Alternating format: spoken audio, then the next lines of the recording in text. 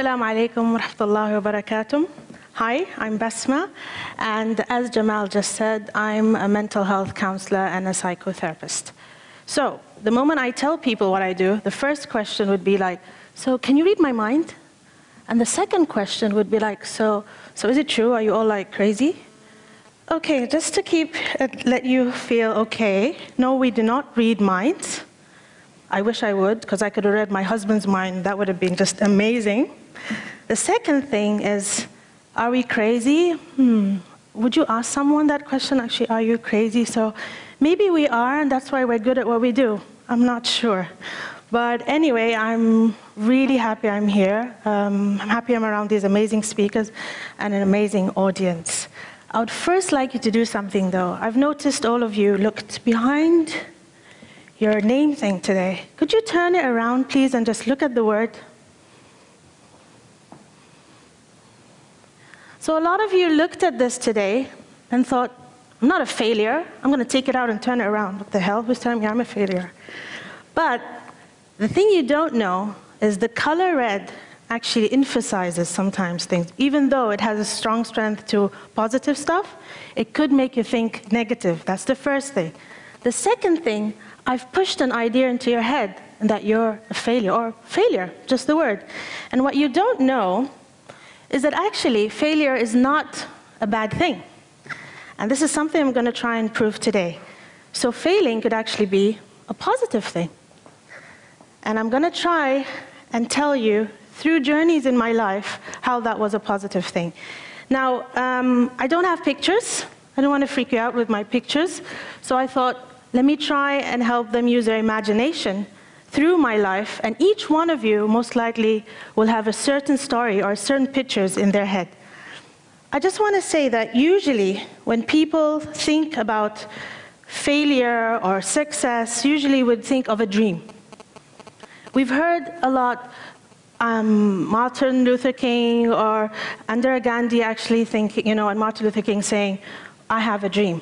It starts with a dream. They both probably knew maybe they would fail at it, or maybe they would succeed. But the more they failed, the more they actually were able to succeed in the end. And that's what I want to try and show you today. So, I'm the first speaker. Most likely it's because they thought, yeah, she's a therapist, she won't be stressed out. Well, that's funny because it actually is a bit of stress. We'll take it as a good way. So I'm going to go through my early years. I was in a government school, in primary, and it's all girls. And we had to wear a headscarf. And I remember my mom and lots of other moms would actually put a pin here. So the headscarf wouldn't fall back. Because the teachers would always say, put your headscarf on, put your headscarf on. So we'd always have this pin here. Now, when it was break time, what we would do is we'd go to this canteen. And it was like a war zone. You'd see all these girls, and they're pushing, and they're pulling, and for me, in the first years, I was like, whoa, this is really bad, but I have to get in there. And I used to push and pull. By the time you're in the middle, you actually notice that your headscarf is way back. It's actually choking you, but you got to get that falafel sandwich. It was like, I got it, And girls can be very vicious and strong when they want to eat. So these were little girls. Yeah? So we got there, and this would happen every time. And then the teacher would say, you have to go, eat, play, come back. And it's like 15 minutes. And if you don't, you're going to fail. Your attendance will be 0. This was a very stressful thing for me. So I thought, I have to join that canteen place, That's the only way I can actually succeed. So I joined the canteen group where they sell things, and actually was able to eat, get a discount, and get that amazing sandwich. So that was really good. Now, my next step was, before undergrad, at school I used to be that person who would always be with their friends, trying to listen to all their problems. It was something I loved doing. And I remember one of the times, in the last years of my school, that I would actually had my last exams, and my eye actually swelled. And I went to the doctors with my mom, and the doctor said, your eye is swelling because of the sand in Oman. I'm like, sand in Oman, making my eye swell? Can't be. So mom took me to a psychologist. And that was the first time I actually thought, I want to do this. This is really good. And I thought, from failing, from doing this stuff, you know, from stressful stuff, from stress, it actually took me to the idea of wanting to succeed. That was the first thing.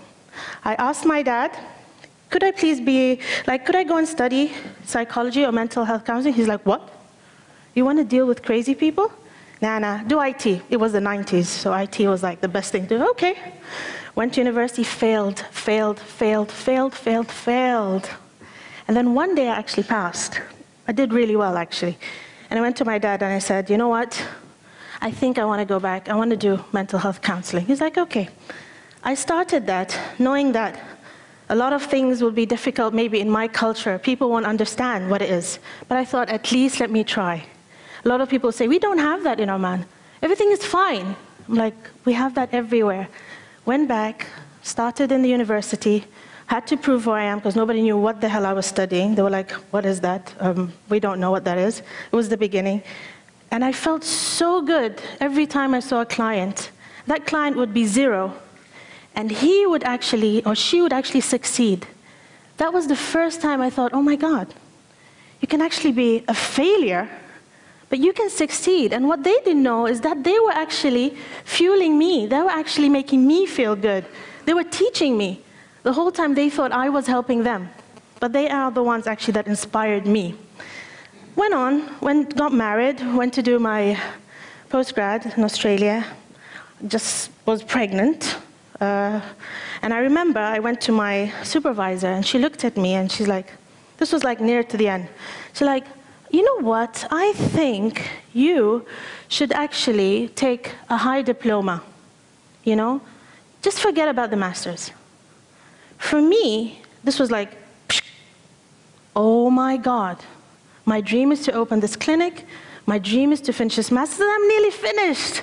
I had all that morning sickness and all that crap, and I was able to get here. Now you're telling me, no, you should do a high diploma? Left the room, came out. I was in the university, I remember I was walking. And you know when you're crying, and you're embarrassed that you're crying, and you act like there's wind in your eye, and you're like, you know, but it's continuously streaming, and you feel everybody's looking at you, although probably they're not looking at you, but you feel that way.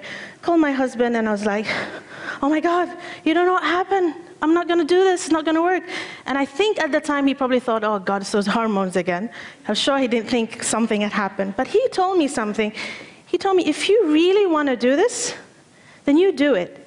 If you don't feel you can do it, and it's not making you feel okay, then don't do it. And I was like, oh, that's good. I'm not going to tell him he said something good, but that sounded good to me. And that pushed me, you know, that actually pushed me to actually finish. And I finished. I came back, and the last thing that I actually thought of was that dream that I had when I graduated a long time ago in Jordan. I want to open a clinic. This is the time now. I think I'm ready. But is it going to work? You know, after all, I'm in the university, and I'm under their umbrella. Even if I fail, it's okay, but this is me alone, me outside. Is it going to work or isn't it? I stayed for a while, thought about it, and everybody was like, you know, it's a government job. Not a good idea. Stay, you know, sleep there, stay. Don't breathe, go with the system. Doesn't matter if you work or not, you get your salary, so don't worry about it. And for a while I thought, but that's not me. I like what I do. I actually enjoy what I do. A lot of people tell me, how do you sit there and listen, story after story? Exactly, it's stories. And stories are what drives our lives every day. And they're the things that teaches us. From stories you watch movies. From stories, his story, you get history.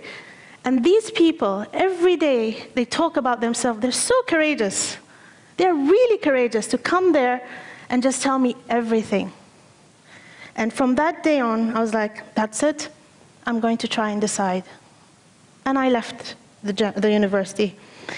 And I thought to myself, you know what? If I fail, I'll look back at it and I'll say, well, I tried. You know, if I failed, I'll just go and look for another job. But if I don't try, then what am I going to tell myself? Nothing, because I didn't try. Now, I'm not going to say that you all should go and do that and, you know, leave your jobs, whatever, you're going to fail. I don't want people coming to me and saying, you said that. You know, it's a risk. but it's a good risk. And maybe not everybody can do it, it's understandable. And maybe talking about failure and success is something we always hear and talk about, but it's something that actually happens every day of our life. Now, just got this there. One of the very important causes that I actually continuously am failing at, but I'm not going to give up, is child abuse. And usually when I start talking about child abuse, people go, oh, don't talk about it, it's painful, it's all that. The reason why this concerns me the most, plus mental health, if you're not okay as a child, you will not grow up to be fully okay if there's no intervention. So it's like, you know, when you're growing a really good tree, you need to give it really good stuff. The same thing is with mental health. If you're not okay up here, even though you're amazing in everything else, it won't function well. While the other way around, if your hand's not functioning, but up here, you're like, I can do this, or I'm okay up here, everything really could, it actually could work out really, really well for you. And I guess what I want to tell you today is, failing is actually a way to succeed. And if you don't fail, you actually won't taste success that much. You will taste it, but it's different when you keep on failing, then you succeed. But if you actually always succeed, and then one day you fail, you crash. So failure is actually a good thing. It's not a bad thing. It's negative, yes, but like everything else, negative could actually go into a positive sector. Today, I'm here, and I thought, what did I put myself into? I always do this. But in the end, at least I can look back and say, you know what? I did it. You know, if it wasn't good, but I did it.